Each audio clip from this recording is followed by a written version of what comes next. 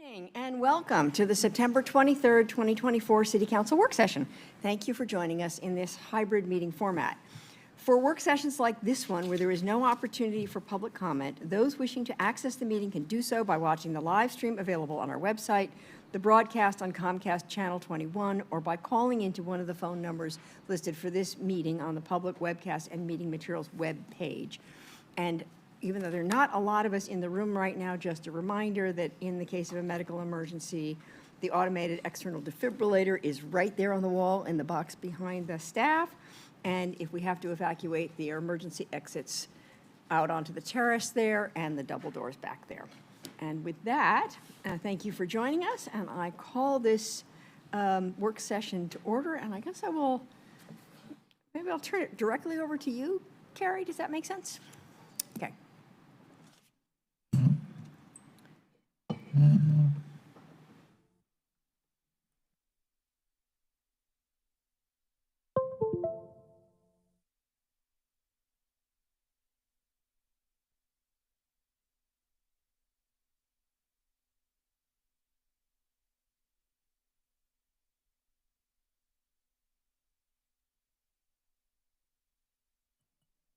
Sure.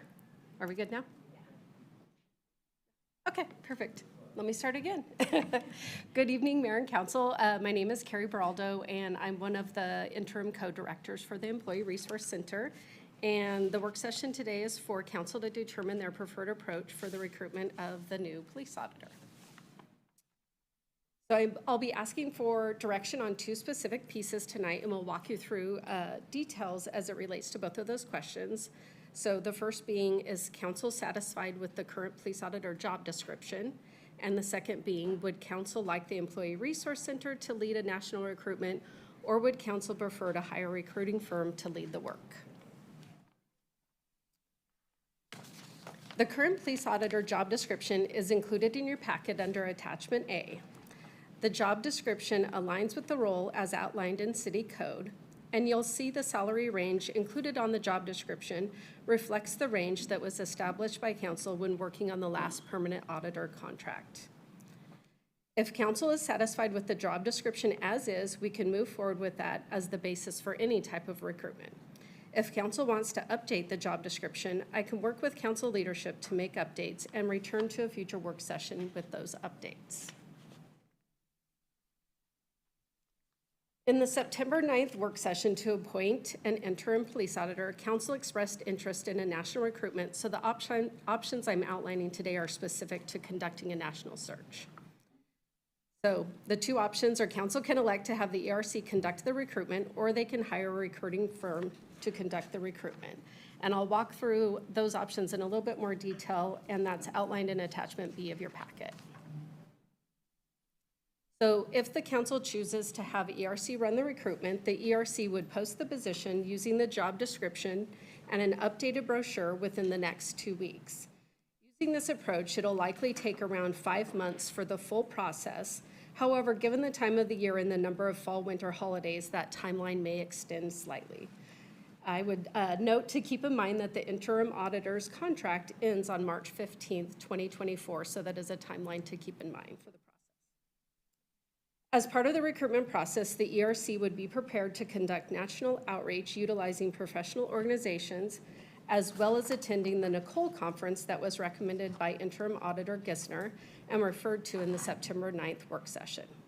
Nicole is the National Association for Civilian Oversight of Law Enforcement, and the conference draws attendees from all over the United States.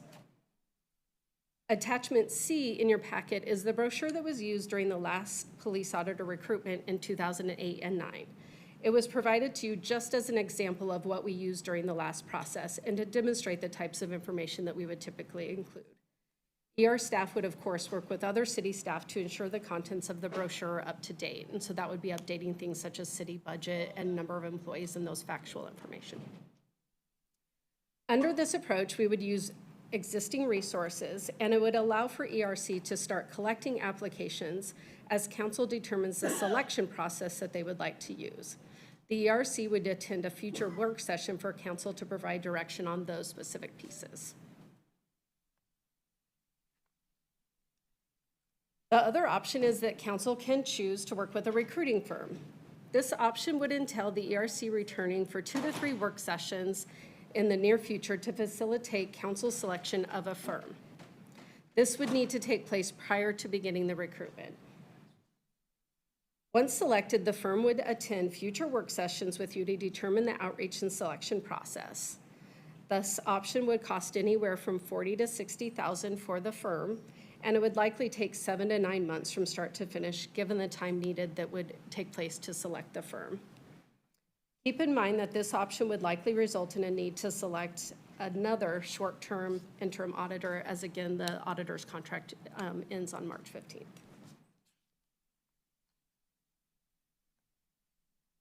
I have a couple potential motions for today. Those are also included in your AIS, and then otherwise I'll turn it over to you, Mayor, for discussion on this topic. Okay, thank you very much. That was brief and succinct. Thank you. Are there counselors who have questions or comments? Some of you have been through this process before. Talking about us old friends. So, yes, Mike, go for it. Thank you, Mayor. Having, in fact, sat through this process once before, I think we did a really good job. And I would want to have some conversation with our current auditor, I personally, before making a lot of decisions on this. I'm sorry I have not had that opportunity yet. And so I guess I'm, to that degree, unprepared for this work session.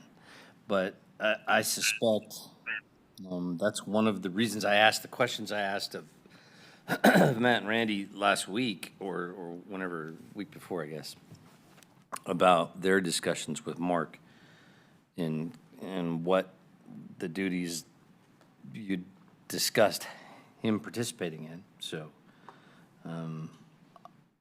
I would be very comfortable with his opinion and us acting as a department, but I don't know his comfort level with that, and I don't know all of what he knows yet. So I don't have a good degree of ability to make decisions tonight on this, sorry to say. Okay, well, maybe the conversation will help that along. So I have Alan and then Randy. Yeah, thanks. I guess one question for Mark while he's here.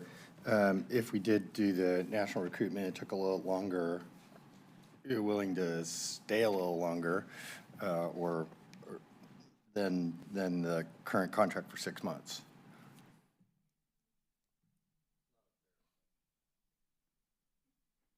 Yeah, it is.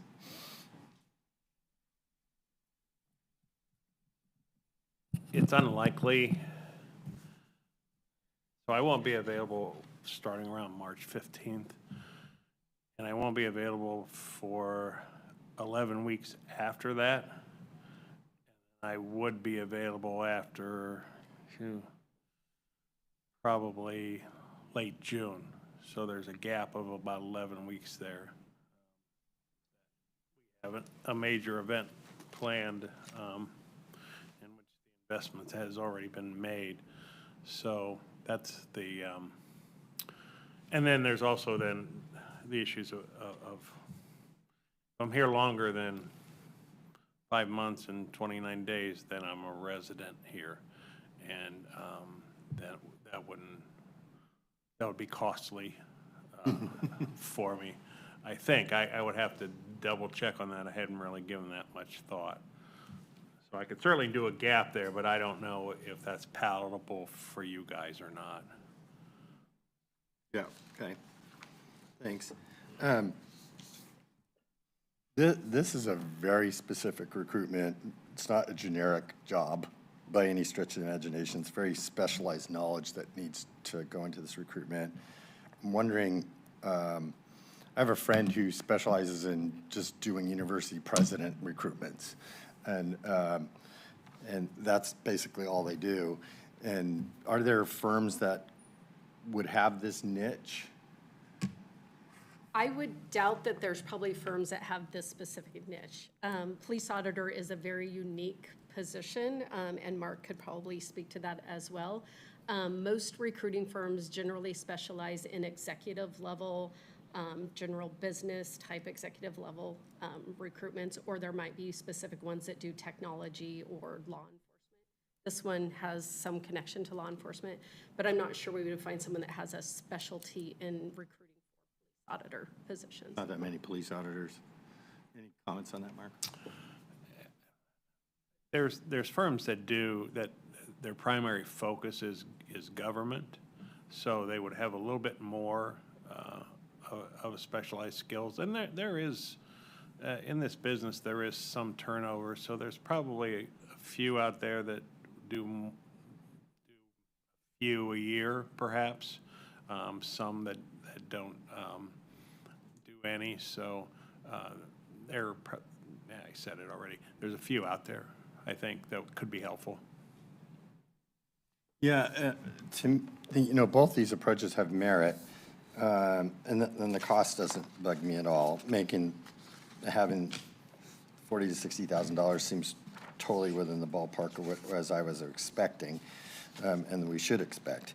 I guess the merit of using our own group is that we have them in-house, they could do it fast.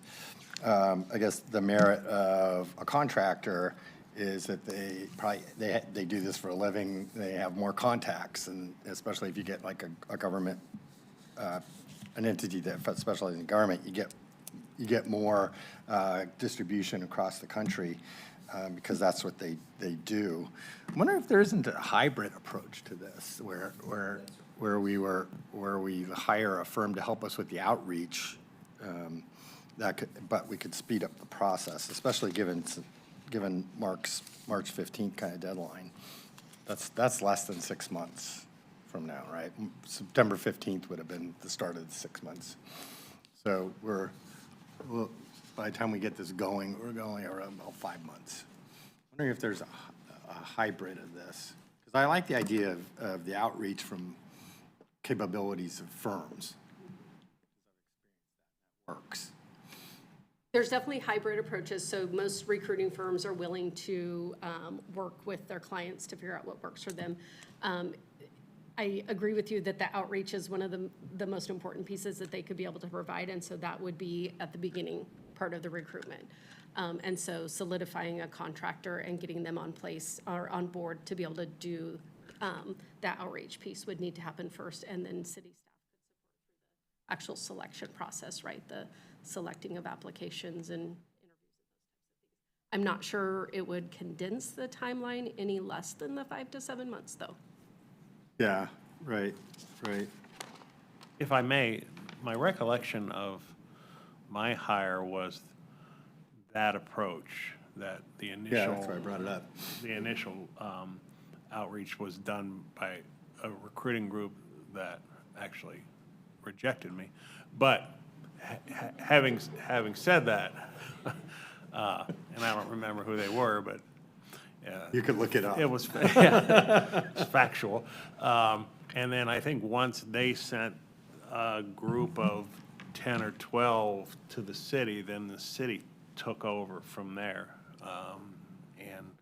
Or it might have even been up around 20, somewhere between 10 and 20. Then they sent it forward, and then they dropped out because they did not do the backgrounds or anything like that. So, but I know that they did the initial outreach. Right, yeah. And we're good at doing backgrounds and police record checks. We know how to do that. So that might actually be a good way to do it. I asked about the hybrid because I remember that's what we did with you. I didn't remember that other factoid, but. Okay, thank you. Randy? Thank you, Mayor. And basically, my questions were asked between Councilor Zelenka and Clark, but I'm channeling my inner Chris Pryor. Do you want it fast, do you want it cheap, or do you want it right? And I think we need to kind of balance a number of factors here. I think some way that moves us towards the goal of finding a permanent auditor is important, especially hearing Mark's timeline. I'm intrigued by this hybrid model, and I really think we need to take advantage of this conference that's coming up to at least get it out there that we are in the market for an auditor, knowing that that's not a common position, and you can't just, as it's already been said, you can't just take somebody that works in one part of the city and instantly slide them into that and expect to have continue a very professional system that we have in place. So I would be interested in hearing a little bit more about that. And then for my colleagues, I personally didn't talk with Mark during the process because I have been involved with a lot of negotiations in the past. And I know if you want to screw up in negotiations, get too many cooks in the kitchen. And so I trusted Council President Matt Keating to handle that, but I was in contact with Matt and Carrie and Mia quite a bit through the process. So I feel good about how that went. I'm thrilled that you were able to accept and come and fill in for us, Mark. It's really good to have you back on board. And my not reaching out to you was no disrespect towards you, as just trying to preserve and protect an important process. So with that, I would like to hear more about a potential hybrid approach. Okay, do you want to speak to that, or I know Emily has a question. I can hold. Okay, Emily, go for it. It's really related. I just wanted to say that when I saw these two, the quicker, cheaper one was very appealing to me in budget times and also with Mark's timeline. I am so glad you could fill in for us. And so my question was, is there any difference with who we would reach? Because, you know, if we can go to this conference and reach everybody who would be interested, and then we're going to figure out how to do, you know, interview ourselves, that's what I want to do. But since my question is, will we have a bigger pool of applicants if we get a recruiter, then that would sway me the other way. So maybe if we can save some money by the hybrid, we might. Like Randy said, I'd love to hear more about it. Thanks. Mike, do you want to speak to that? Yep, if I can, Mayor, thank you. So I'll start with your questions, Councilor Simple. The benefit of using a recruiting firm, or one of the main benefits is, and I think it was referenced earlier, is the outreach that they can do. So they often are calling what we call passive candidates. So candidates that may not be outwardly looking for employment, but they will reach out and do personalized touch with folks to garner interest. And so while I can't say that by doing that we would increase our applicant pool, but there is potential. That is what would happen, is they would be doing outreach. And then to your point, and I guess with both, regardless of what method you chose, I think the city can still absolutely attend that Nicole conference and advertise. We're either advertising that it's open, the position is ready, and you can apply now, or this is coming soon. So I do think it's worth taking advantage of it. So then if we like somebody from the conference, we could interview them and not continue with the recruiter? Well, it would depend on the direction that came out of Right, council. of Like if we were selecting a firm before going to the conference, if you're proposing we go to the conference and see what we get, we could do that as well. Yeah. Thank you. I'm just going to insert myself in the queue, and then Mike, I'll give you a second round, and Alan. And I have Matt. Okay, let me give Matt his first round. Go for it, Matt. Well, I was interested to hear what you had to say, Mayor, and I'm happy to go after you. So my question, just given this, was kind of about the sequence. So because it sounds like there's several options for council also around the sequence, that council could decide, I mean, if the ERC proceeds, the city sends someone to the conference, there's also going to be some sort of advertising or approach to get a search firm that also would that all happen sort of concurrently? And I'm just sort of, and then the question of, when you would make that agreement with the search firm, if in fact good things happen at the conference, there's lots of good candidates, council feels ready. So that's yes. So Mia? Thank you, Mayor. Mia Carriaga. I'm here as the Central Services Director right now, as a teammate of Carrie's.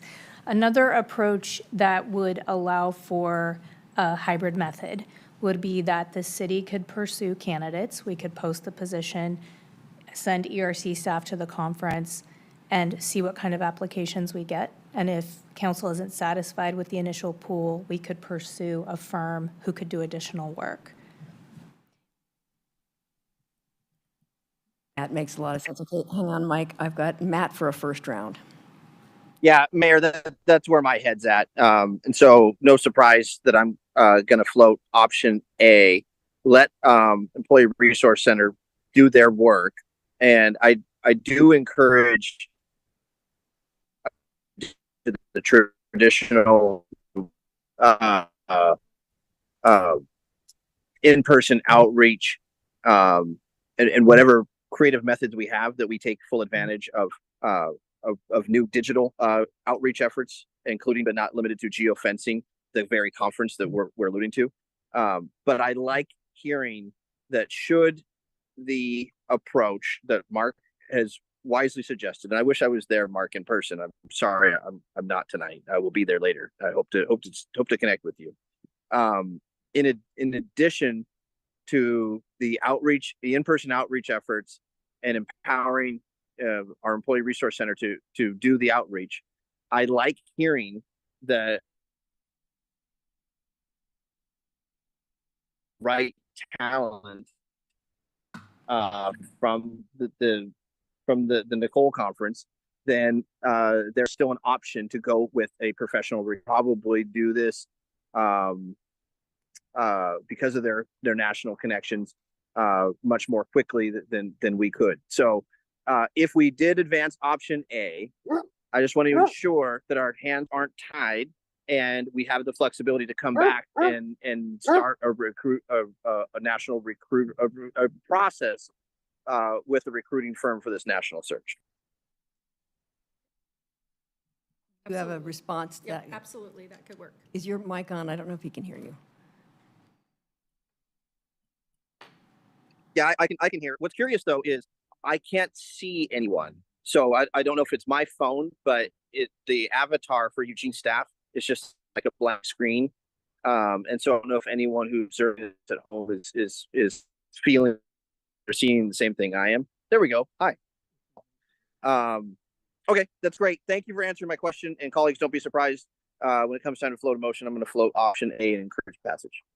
Okay, thank you. Now I have Mike and then Alan. Thank you, Mayor. Councilor Keating mentioned Mark's suggestion, and I wasn't exactly sure what he was referring to when he said that. Mark's suggestion, Councilor Clark, of attending the Nicole conference to seek talent in a full-time police auditor position. Right, that was Mark's suggestion rather than staff's. I see that was part of the. Yeah, Mark and I talked before we hired him, and I'll give Mark full credit that was his idea, and I'll let him speak to that. That was going to be my question. Is I wanted to know what Mark had to say. If that was already in the AIS, then I apologize, but that I didn't read that. But that's my first suggestion is, or my first request is Mark's suggestion for his desire with regard to involvement in the process.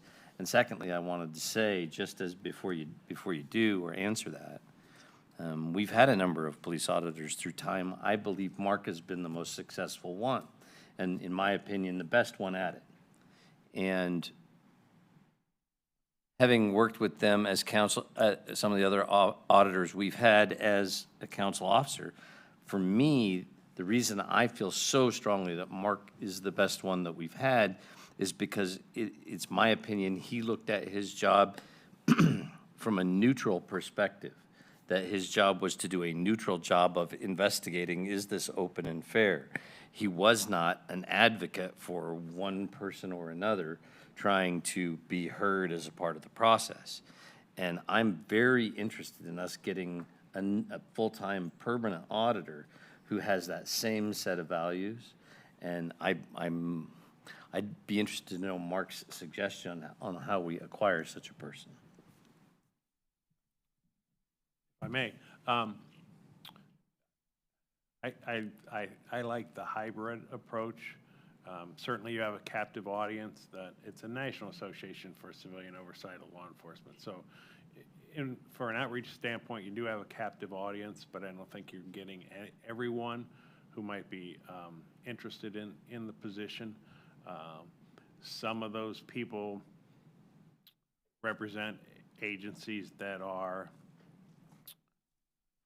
effective, and some represent ones that aren't effective. And in addition, you get a lot of, like our Civilian Review Board members. So I don't think you're gonna touch the entire pool, but there may be some interested folks in there. So I think it's a good place, one avenue to get folks who might be interested. But I don't think it's the only avenue. And I'd be more than happy to help any way I can. Worked in human resources for a lot of years back in Cincinnati, and we used to have to recruit administrators and doctors, for example. So last thing you want to do is hire a bad doctor.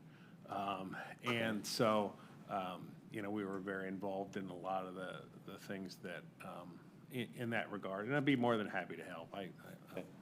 Thank you. Yeah, that's good.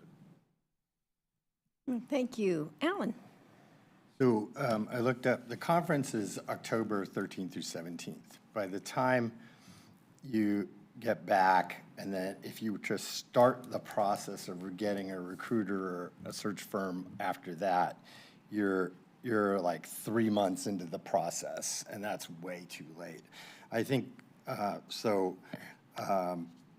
think you're absolutely right. It's one avenue, and the NACOL conference is a great place to go, but it's where people already have jobs. So you're poaching someone. That sometimes works. I've done it. But you need a much wider net than that. We need to be able to be able to recruit bigger than that. So recruiter or search firm, that's what they do, is they actually do all of that. And so I think if you waited till after the NACOL conference, then you have to do the contract, they have to gear up, then they have to do the recruitment. You're like 3-4 months into the 6 months contract, and that's too late. So if we're gonna do this hybrid, we really need to start them both at the same time at the beginning right now and have them go forward. And that would be my suggestion about moving forward, and not just option A, because I don't think that would work. Okay, I have Jennifer in the queue. Go for it. Yeah, thanks. So I actually agree with Alan. I don't think we should wait. This is a really important position. Oh, my microphone. Oh my gosh. I agree with Alan. In conclusion, no. I think this is a really important position, and while we may end up having to find someone else if Mark has to leave us, I think our best bet is to try to get it going as fast as we can, and not waiting to get someone on board after the conference. So I would be okay with the hybrid solution that is getting a firm on as soon as possible, and then our staff working along with them and going to the conference. I think that's a great idea as well. The other question you had was about the job description, and I read through it and it seems fine to me, but I do not work as a police auditor in that department. So, and I noticed that it looks like it hasn't been revised since 2008, which seems like a really long time. So I think it would be a good idea to have someone from that office, or maybe Mark, or, you know, to like just give it a once through. Like, is this actually how we operate? Is there anything that has changed since 2008 that we want to make sure is in here? I don't know that, I don't feel that I'm qualified to say, yes, this has everything in it that it needs to have, right? Sometimes the day-to-day stuff gets lost. And if I may, I've heard, and Carrie can correct me if I was wrong, is during Leah's last performance evaluation, they changed it to having the JD as required. And no, that's not the case. Okay. Because I think that significantly narrows your pool, and I don't have a JD, and we seem to do all right for about 12 years. That's so- preferred. Yeah, Yes, that's preferred. preferred. Okay, so, okay, thank I don't you. know For why it's good place to clarify that. Thank you. Okay. Well, yeah, so that's all I have. And yeah, so I also agree that A would not be sufficient on its own, in my opinion. So I just have a question about concurrent, which sounds good. Is that I mean, finding a search firm and contracting with the search firm is an ERC function. No, this would come back to council to do that, correct? Correct. Yes, if you were going to select a search firm, I would return to council for at least, previously, I think we did 2 sessions, so it's presenting several search firms for you all to decide which ones you would want to interview. Outside of a work session, you would interview those search firms, and then you would come back to a work session to select the firm. So, Yes, so That's- we're that's still the looking at, it's going to be mid-October Do it on their call. before we, but I think to the point of, start now, start now because of that. Do you have a thought on that, Mia? Yeah, just listening to the comments, I think it would be helpful, Carrie, if you could elaborate on the work that ERC does to conduct outreach beyond going to the conference, right? Because I do think, you do capture some of the work that a firm might. Do you want to speak to that? yep, we would do, so for this recruitment in particular, and it's what we do with any other executive level recruitment, we develop a very robust outreach plan. My suggestion is we do that in partnership with the auditor's office, which would include the interim auditor. So we would do very specific emails, phone calls, blasts, career fairs, anything we could do to all professional associations. So we would look at law enforcement specific professional organizations, human resources, government sector, share out on LinkedIn, city social media sites, any of those type of things. So we usually do quite a bit of the outreach. The only place that we have not done, but possibly with a partnership with the auditor's office, is we have not done what I call those phone calls to passive applicants. That's usually, reaching out to folks that are already employed and doing that. We typically don't do that, but it's something that we could look into. And then, can I add, I think there's a type of hybrid that I hear some of you talk about. One option, when I talk about the ERC posting the position, so that is getting it out within 2 weeks. It's getting it out there so people can start applying to it. So one option is we could do that and have the posting be open until filled. So it's open until you all are ready to make a selection, and it would stay open. At the end of October, or maybe a little bit into November, so it gives enough time for folks that are at that conference and heard and had interest, you all could look at the applications that you've received that time and make a decision. Do you have viable candidates, or do you want to then move forward with the search firm and see if they can get more applications to get into the pool? And then we would be ready to do the selection piece, which is interviews, screening, that type. During the month of October, if we wanted to, I guess we could be looking at search firms and kind of gearing up for that. I could also be returning to the work session and be gearing up for that selection piece, right? So presenting to you all, what would that look like? So that's the concurrent piece. I hear that through some of the hybrid options that folks are talking about, but I just wanted to outline that could be a potential. That's not concurrent, that's sequential. So concurrent means, I think, what you said about going after the recruiter firm, I think you start that now. I think this is a process where you do more is better here. And so getting it's going to take a while to get them on board for us to select someone. I don't know that we need to interview them, but we can look at their quals and pick one, and probably do that in one meeting. But getting that process done so that they can, at the same time that we're out recruiting, get out there and put out the recruitment as soon as possible, but then having the recruiting firm get them on as soon as possible, overlapping the conference and being able to then because you need a little bit of time after the conference to get people to respond. So you still want people, you want the recruiting firm out there being in the bushes as well as people responding to the conference and the recruitment that we have. So I think starting all of that right away is what I had in mind for hybrid. Because I think it's going to take a long time. We'll inevitably probably end up hiring someone to sit in for Mark because somebody has to come here and uproot their lives. And so we're probably lucky if we get someone in 6 months. Okay, so I'm sensing this hybrid option is, this concurrent hybrid option is where council is going. Matt, you're on deck here, so are you understanding that? Do you need help crafting a motion or, okay. Just clarification from our legal team. Looking at the options in front of us, rather than doing one or the other, as I initially indicated I would, just as the conversation has evolved, Mayor, I wonder if I floated both motions and instead of saying or, had the word and in between, and if that would satisfy the direction I'm hearing from our colleagues. Yes, Councilor Keating, this is Catherine.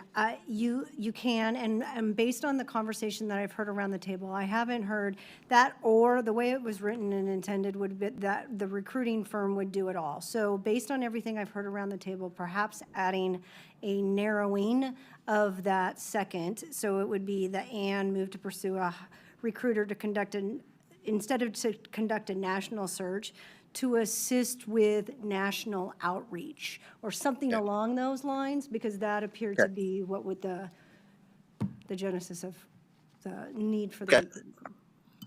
Happy to give it a shot. Okay, why don't you go for it? Okay.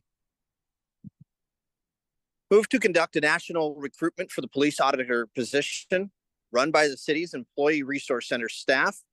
The process to include posting the position as reflected in attachment A, updating for distribution, excuse me, I'm trying to read this off my phone. Updating for distribution the brochure in attachment C and returning to council at a work session with options for a selection process, and pursue hiring a recruiter to assist with a national search for the position of police auditor, with the next step being city staff returning to council for a work session to present options for recruiter selection. Second. Okay, any questions, clarifications needed? All right, all in favor, please raise your hands. 2, 3, 4, 5, 6, 7, 8. And we have a unanimous decision. Thank you very much. Emily, question? I just wanted to come back, I wanted to come back to Jennifer's bringing up, maybe we should at least review a little more extensively our job description. I don't want to just let that slide by. I think it's a good idea. So the motion you just passed included moving forward with that one. So I think, and for the world of expediency, I think running, having some other eyes on it would make sense, but unless there were considerable changes, it would be what you saw in A, with maybe some very small tweaks. And I'm seeing a lot of nods around the table. That's okay. Okay. Well, and just to be clear, the job description is one component. The brochure can be updated, and we can certainly work with auditor staff to make sure that that's refreshed. Thank you. I think that's great. Okay, that was great. Thank you all for the conversation. And Mark, yes? Just if I may, since I have a captive audience here, just to let you know, and I'll send you my schedule, the next, not counting the new hurricane, the next 7 weeks are going to be kind of chaotic for me. So just so I can get things settled at home and stuff. So I just wanted to let you know if it seems uneven that I'm not reaching out or anything like that. After about mid-November, then everything calms down. But for the next 7 weeks or so, it's going to be kind of chaotic for me, if you don't mind. Well, we appreciate you enduring and persevering through the chaos in order to be present for us, so thank you. And thank you, Carrie. Thank you all. With that, we are adjourned.